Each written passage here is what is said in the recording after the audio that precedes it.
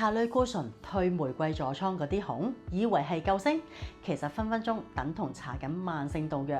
一旦停藥，隨時會引發災難性嘅大爆發。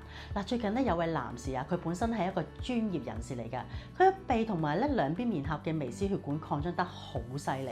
大半年前咧，皮膚科醫生咧開始咧處方類固醇俾佢，最初咧淨係搽，後來咧就嚴重到要食藥啦。最後咧，甚至建議佢打類固醇針。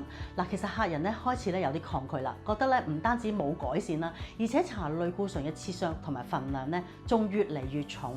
最慘咧就係只要咧遲咗少少搽啫，塊面咧就會不停咁滲水發炎，紅腫爆發得仲勁過之前，嚴重影響佢日常嘅工作。佢好想戒甩類固醇啦，但係又唔知點算好。嗱，其實點解會咁嘅咧？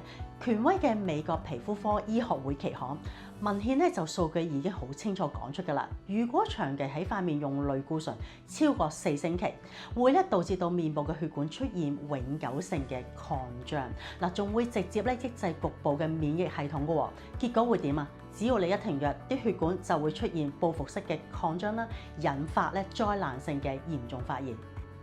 嗱，遇到呢個情況咧，千祈要記住3個重點啦。第一，千祈咧唔好一刀切咁樣停藥，一定要慢慢安全咁咧去斷類固醇嘅。雖然咧戒斷呢個過程咧係好痛苦，但係咧呢個真係唯一令皮膚咧有機會逆轉嘅方法。第二，即刻停用含有刺激性成分嘅護膚品喎，包括香料啦、致敏嘅防腐劑同埋酒精，唔好再加重皮膚嘅負擔啦。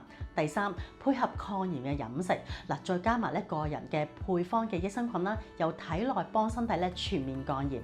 我係你皮膚炎症專家 Ada。如果你受緊一啲玫瑰痤瘡嘅困擾啦，又唔想靠類固醇或者藥物去壓制嘅話咧，即時 inbox 或者留言，我想知，我會為你去解決嘅。